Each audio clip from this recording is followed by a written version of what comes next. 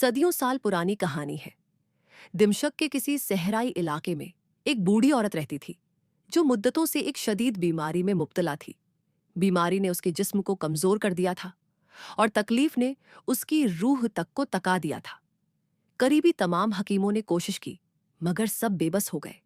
सिर्फ एक ही हकीम था जो उसकी बीमारी का इलाज कर सकता था, मगर वे बहुत दूर बगदाद के एक मशहूर शहर में रहता था। वहां तक पहुंचना निहायत मुश्किल था, खास तौर पर एक बीमार और गरीब औरत के लिए। इस जमाने में अगर आप समझना चाहें तो यूं समझे कि जैसे कोई शख्स पाकिस्तान या इंडिया में किसी खतरनाक बीमारी में मुब्तला हो और उस बीमारी का वाहिद माहिर डॉक्टर सिर्फ अमेरिका में हो। एक गरीब इंसान के लिए फासला खर्चा, वजह सब कुछ नामुमकिनात में शुमार होता है। उसी तरह उस जमाने में भी बगदाद जाना एक ख्वाब से कम ना था।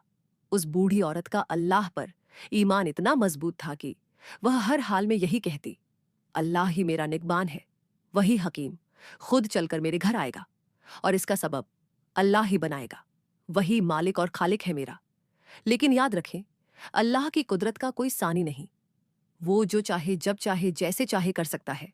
वह नामुमकिन को लम्हों में मुमकिन बना देता है और ऐसे इस पैदा कर देता है जिनका इंसान तसव्वुर भी नहीं कर सकता। यही यकीन इस कहानी की बुनियाद है। तो दोस्तों, वो जमाना ऐसा था जब सफर ऊंटों और घोड़ों पर किया जाता था, मगर उस औरत के पास ना सवारी थी ना सामान।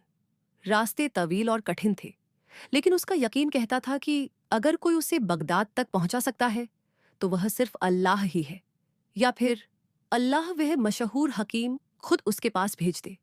वह रोज अपनी बेटी से यही कहती, मुझे उसी हकीम से इलाज करवाना है और मेरा रब ही उसका सबब बनाएगा। उसकी बेटी अक्सर माँ की बातों पर हंस देती, क्योंकि उसे यह सब एक ख्वाब लगता।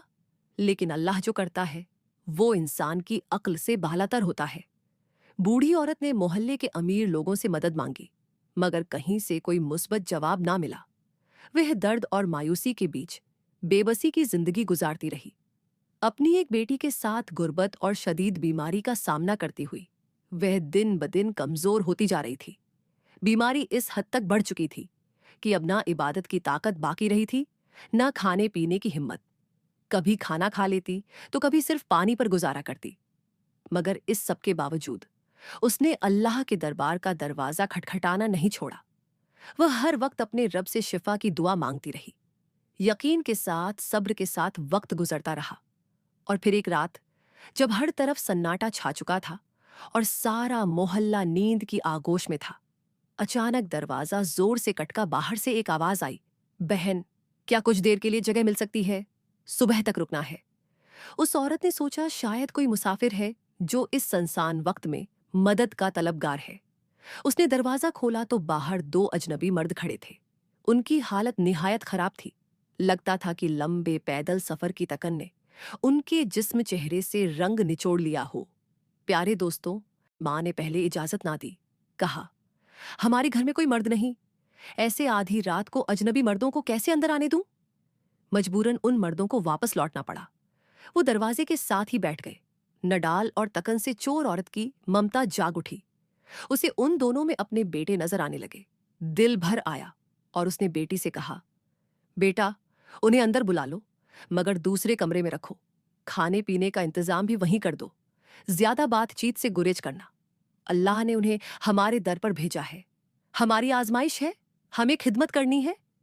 लेकिन अपनी हया और पर्दे का ख्याल रखते हुए कुछ वक्त गुजरा और फिर बूढ़ी औरत की बेटी ने घर में जो कुछ मौजूद था उससे सादा सा खाना तैयार किया, पानी दिया और दोनों मुसाफिरों के लिए दूसरे कमरे में सोने का इंतजाम कर दिया। दोनों मुसाफिर कमरे में जाकर सो गए, जबकि बूढ़ी औरत रात भर दर्द से रहती रही। नींद आंखों से कोसों दौड़ती। वह फरियादें करती रही और दिल ही दिल में उन अजनबियों पर भी नजर रखी हुई थी। सुबह की अजान हुई। दोनों मुसाफिर उठे, वजू किया, नमाज अदा की और जाने लगे। जाते हुए वो बूढ़ी औरत से दुआएं ले रहे थे, मगर जब औरत ने उनकी इबादत और परहेजगारी देखी तो मोहब्बत से रोक लिया। बेटा, नाश्ता किए बगैर मत जाओ, अल्लाह ने तुम्हें हमारे दर पर भेजा है। यह सुनकर दोनों आदमी रुक गए और उनमें से एक ने नरमी से पूछा, अम्मा जी, आप बीमार लगती हैं, क्या हुआ है? आपको कब से परेशान है? बूढ़ी औरत ने धीमे लहजे में जवाब दिया, बेटा, यह बीमारी अल्लाह की तरफ से है और मैं उस पर राजी हूं। मेरा निगाहबान सिर्फ मेरा रब है। तकरीबन 10 साल हो गए हैं मुझे इस तकलीफ में जीते हुए, लेकिन आज तक मुकम्मल इलाज ना करवा सकी बेटा। मेरा ना कोई बेटा है ना भाई, शौहर भी 10 साल पहले अल्लाह को प्यारे हो गए। बस मेरी एक बेटी है और मेरा अल्लाह है, वही मेरा सहारा है। बूढ़ी औरत ने थोड़ा तवकुफ किया, फिर तकलीफ भरी आवाज से बोली, बेटा, बगदाद में एक बहुत मशहूर हकीम है। सुना है कि उसके इलाज से कई लोग अल्लाह के हुक्म से शिफा पा चुके हैं। मैंने भी उसका नाम सुना है। दिल में उम्मीद है कि शायद मेरी बीमारी भी ठीक हो जाए। लेकिन बेटा, मैं मजबूर हूं।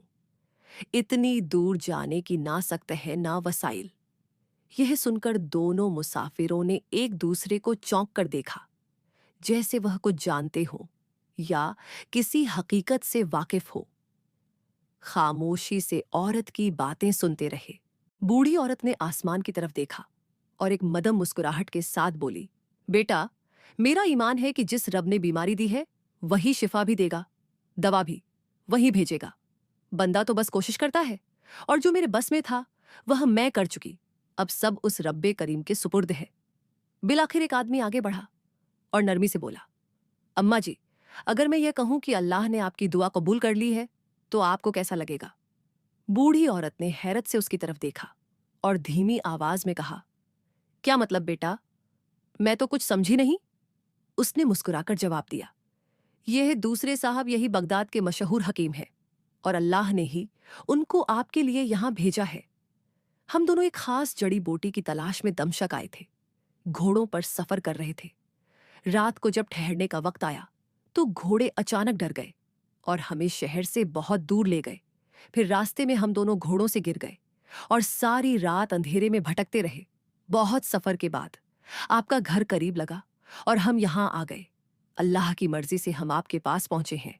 अब अल्लाह आपका इलाज होगा। आप बिल्कुल फिक्र ना करें अम्मा जी। अल्लाह ने आपकी फरियाद सुन ली है। यह सब कुछ किसी मामूली इत्तेफाक का नतीजा नहीं, क्योंकि ना मैं आपसे वाकिफ हूं ना आप हमसे, बल्कि यह सब रब की रहमत का इशारा है। लिहाजा दोनों मुसाफिरों ने नाश्ता कर लिया, फिर बूढ़ी औरत का मुकम्मल चेकअप कर लिया और फिर रुखसत होते वक्त उनमें से एक ने कहा, अम्मा जी, फिक्र ना करें, आपका इलाज अब यहीं घर पर होगा। मैं अपने बेटे को भेजूंगा, वो आपको दवा दे जाएगा। दवा भी वहीं लाएगा जो सिर्फ हमारे पास ही दस्तयाब है। यहां तक कि बूढ़ी औरत के इखराजात का खर्चा भी डॉक्टर ने अपने जिम्मे में ले लिया। कुछ वक्त गुजरा, फिर वाकई एक नौजवान लड़का दवा लेकर आया। वह हकीम का बेटा था। दवा देने के बाद जब उस नौजवान ने बूढ़ी औरत की बेटी को देखा तो दिल में कुछ महसूस किया। दर हकीकत हकीम ने उसे दवा देने के साथ बीवी के लिए लड़की देखने के इरादे से भेजा था, क्योंकि हकीम ने उसी रात को लड़की की खिदमत और मेजबानी देखी तो दिल ही में बहू बनाने की नियत कर लिया। जब हकीम के बैठे ने लड़की को देखा तो उसे भी पसंद आ गई। हया और गैरत का जमाना था। लड़का चुपचाप चला गया और बूढ़ी औरत को सिर्फ इतना इशारा दिया कि आपकी बेटी मुझे पसंद है, ताकि वह किसी और को हाँ ना कर दे। बूढ़ी औरत से रिश्ता तिपाया और कुछ दिन बाद उस नेक सीरत लड़की की शादी बगदाद के मशहूर और मालदार हकीम के बेटे से हो गई। चंद ही दिनों के इलाज से बूढ़ी औरत भी सेहतियाब हो गई। अब वह अपनी बेटी के साथ बगदाद में आराम और सुकून की जिंदगी गुजारने लगी। वह हर रोज बेटी को यही नसीहत करती, बेटी हमेशा अल्लाह पर कामिल यकीन और पुख्ता भरोसा रखो। जो कुछ होता है वह अल्लाह के हुक्म से होता है, उसके सिवा कोई और कुछ नहीं कर सकता। जब भी किसी से उम्मीद लगे तो दिल से अल्लाह के दरबार में रो लो, वह सब कुछ सुनने वाला है।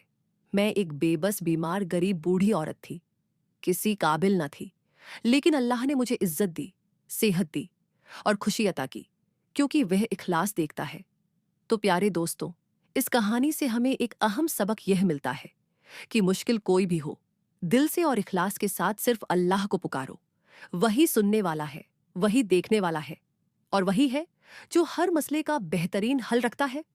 अगर कभी कोई दुआ कबूल ना हो तो यह मत समझो कि वह रद्द हो गई, बल्कि उसमें या तो हमारा भला नहीं होता, या हमारे इखलास में कमी होती है, या अल्लाह उससे बेहतर वक्त और सूरत का इंतजार करवा रहा होता है।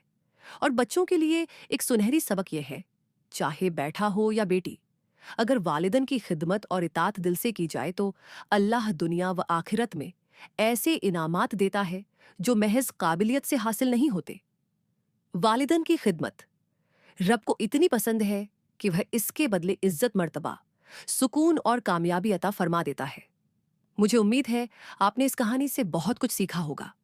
अगर आपको मजीद ऐसी ही सबक आमोज और ईमान अफरोज कहानियां सुनना पसंद है तो हमारे चैनल को सब्सक्राइब करके घंटी को जरूर दबाएं और हो सके तो वीडियो को लाइक और शेयर कीजिए। आपके शुक्रिया।